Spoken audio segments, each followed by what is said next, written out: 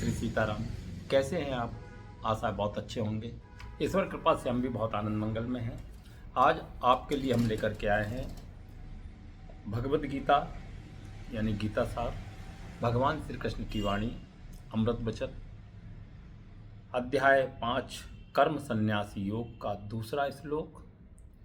अर्जुन दुविधा में है। अर्जुन की दुविधा के लिए भगवान श्री कृष्ण अर्जुन की उस दुविधा को शांत करते हैं।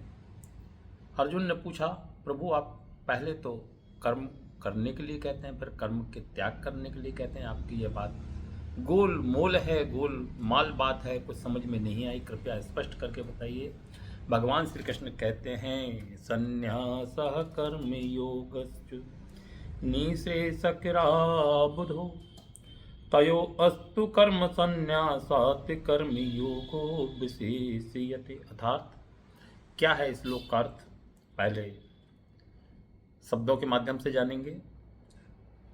संन्यास है मतलब कर्म का परित्याग करना, कर्म योग मतलब निष्ठा युक्त कर्म करना, चा मतलब भी, निःश्रेयस करो मतलब मुक्ति पथ को ले जाने वाले, अर्थात उभौ मतलब दोनों, तथो मतलब दोनों में से, तू यानी लेकिन, कर्म संन्यासात मतलब सकाम कर्मों के त्याग से, कर्म योगा मतलब निष्ठयुक्त कर्म, विशेष्यते मतलब श्रेष्ठ। मतलब शब्दों का अर्थ बहुत स्पष्ट हो गया आपके लिए। आइए इस श्लोक को एक बार और पढ़ते हैं। संन्यासः कर्म योगस्य निःश्रेयस्करा भुवो तयोस्तु कर्म संन्यासात् कर्म योगो विशेष्यते। अर्थात भगवान कहते हैं, अर्जुन मुक्ति के लिए तो कर्म का परित्याग करना चाहिए। यदि कोई जीव मुक्ति प्राप्त करना चाहे तो सबसे पहले उसे कर्म का परित्याग कर देना चाहिए, तथा भक्तिमय कर्म, भक्तिमय मतलब कर्मयोग, दोनों ही उत्तम हैं, किंतु इन दोनों में से कर्म के परित्याग से भक्ति युक्त कर्म श्रेष्ठ है। एक होता है साधारण कर्म, एक होता है वह कर्म जिसके हर कार्य के पीछे भक्ति सम्मिलित होती है, उसे कहते हैं भक्ति युक्त कर्म। अर्थात भक्ति युक्त कर्म श्रेष्ठ है साधारण कर्म की अपेक्षा। मुक्ति के लिए साधारण कर्मों का परित्याग करना पड़ेगा, किंतु मुक्ति के लिए भक्ति युक्त कर्म का परित्याग नहीं करना पड़ता है। आइए इस संदर्भ में थोड़ा सा विस्तृत और गूढ़ रहस्य बताते हैं। सकाम कर्म किसे कहते हैं? मतलब इंद्रिय तृप्ति में लगना ही सकाम कर्म है। तो ये सकाम कर्म ही भवबंधन का मनुष्य के लिए कारण होता है। जब तक मनुष्य शारीरिक सुख का स्तर बढ़ने के उद्देश्य से कर्म करता रहता है, तब तक वह विभिन्न प्रकार के शरीरों में देहांतरण करते हुए भवबंधन को बनाए रखता है। इसकी पुष्टि तो श्रीमद् भागवत महापुराण में भी की हुई है। एक श्लोक आया है स्कंद 5 में, 5वें अध्याय का श्लोक 4 और 6 है, उसका भी आप अध्ययन कर सकते हैं।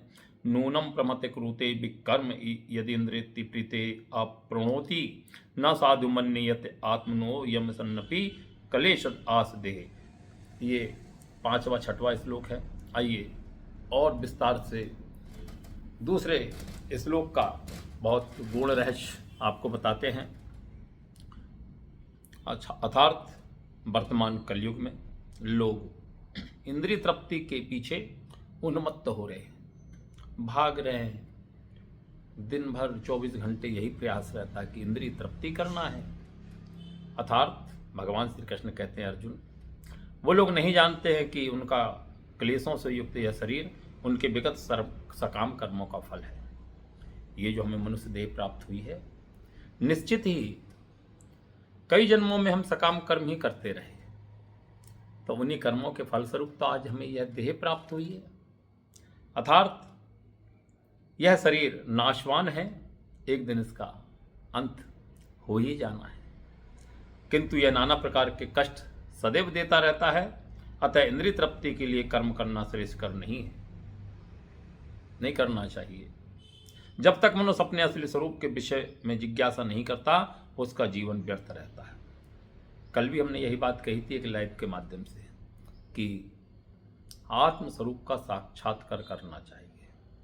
हम कौन हैं, हम कहाँ से आए हैं, हम किस लिए आए हैं, हमें यह शरीर क्यों प्राप्त हुआ है और अंत में हमें कहाँ जाना है। इन विषयों पर चिंतन करते रहना चाहिए। भगवान यहाँ पर इस श्लोक में यही बात कह रहे हैं। और जब तक वह अपने स्वरूप को नहीं जान लेता तब तक उसे इंद्रिय तृप्ति के लिए सकाम कर्म करना पड़ता है। अपने आत्मस्वरूप का चिंतन करने के बाद, अपने आप को जानने के बाद फिर निश्चित ही सकाम कर्म से मुक्ति भी प्राप्त हो जाती है। और जब तक वह इंद्रिय तृप्ति की इस चेतना में फंसा रहता है तब तक उसका देहांतरण होता रहता है। इस शरीर से उस शरीर में, उस शरीर से फिर उस शरीर में, उस शरीर से फिर इस शरीर में, इस शरीर से फिर अमुक शरीर में। इसे शरीर देहांतरण कहते हैं।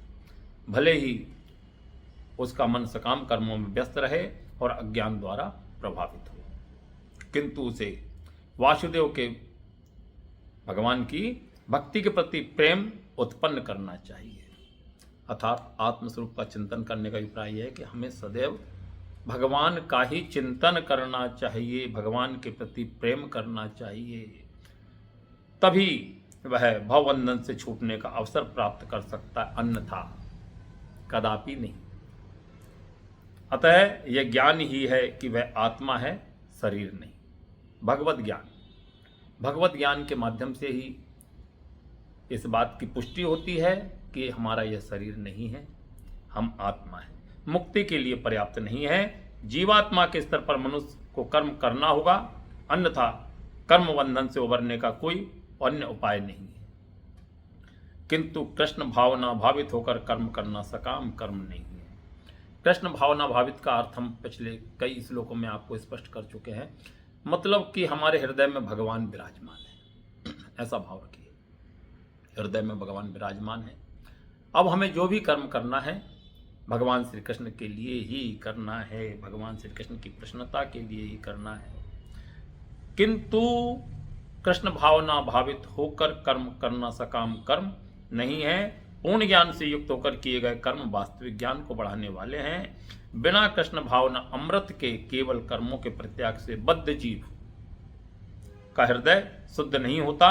जब तक हृदय शुद्ध नहीं होता तब तक सकाम कर्म करना पड़ेगा, करते ही रहना पड़ेगा। हृदय की शुद्धि बहुत अत्यधिक आवश्यक है। परंतु कृष्ण भावना भावित कर्मकर्ता को स्वतः सकाम कर्म के फल से मुक्त बनाता है, जिसके कारण उसे भौतिक स्तर तक उतरना नहीं पड़ता। अतः कृष्ण भावना भावित कर्म संन्यास से सदा श्रेष्ठ होता है, क्योंकि संन्यास में नीचे गिरने की संभावना सदा बनी रहती है। किंतु कृष्ण भावना भावित, कृष्ण भावना अमृतमय होकर के कार्य करने से फिर इस लोक में न उस लोक में कभी पतन नहीं होता है। अर्थात कृष्ण भावना अमृत से रहित संन्यास अपूर्ण है। जैसा कि हमारे सिद्ध संतों ने कहा है, पापश्चित्कत्या बुद्ध्या हरि संबंधी वस्तुनः मुमुक्षुभि परित्यागो वैराग्यम फल्गु कथ्यते। ये बात जो आई है, भक्ति रस अमृत सिंधु नामक एक ग्रंथ में, पोथी में यह बात आई है। और परम वैष्णव श्री शील गोस्वामी जी ने इस बात की व्याख्या की है। तो आइए आगे और क्या इस श्लोक का गुण रहस्य है। संन्यास कर्म योग से निश्रेयस करा भुभु तयो अस्तु कर्म संन्यासात् कर्म योगो विशिष्यते। अर्थात जब मुक्तिकामी व्यक्ति श्री भगवान से संबंधित वस्तुओं को भौतिक समझकर उनका परित्याग कर देते हैं तो उनका संन्यास अपूर्ण कहलाता है। संन्यास तभी पूर्ण माना जाता है जब तक यह ज्ञात हो कि संसार की प्रत्येक वस्तु भगवान की है और कोई किसी भी वस्तु का स्वामित्व ग्रहण नहीं कर सकता। वस्तुतः मनुष्य को यह समझने का प्रयत्न करना चाहिए कि उनका अपना इस संसार में कुछ भी नहीं है, न था है न रहेगा। तो फिर संन्यास का प्रश्न ही कहाँ उठता है। जो व्यक्ति यह समझता है कि सारी संपत्ति श्री कृष्ण की है वह नित्य सन्यासी है। कई बार हमने यह बात कही कि संसार में केवल और केवल एक ही है, वह है श्री कृष्ण। इसके अतिरिक्त संसार में कुछ भी नहीं है। प्रत्येक वस्तु कृष्ण ही है, प्रत्येक वस्तु कृष्ण की ही है, अतः उसका उपयोग कृष्ण के लिए किया जाना चाहिए।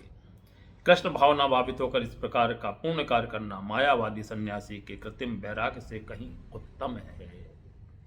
तो आइए अब चलते हैं श्लोक 3 की तरफ। क्या है, लेकिन इससे पहले हम आपसे यही कहेंगे कि यदि आपने हमारी चैनल को सब्सक्राइब नहीं किया है तो कृपया चैनल को सब्सक्राइब कर लीजिएगा, लाइक कीजिएगा और कमेंट करके बताइएगा कि हमारा यह वीडियो आपको कैसा लगा। राधे राधे बोलना पड़ेगा। जय श्री राधे, जय श्री कृष्ण।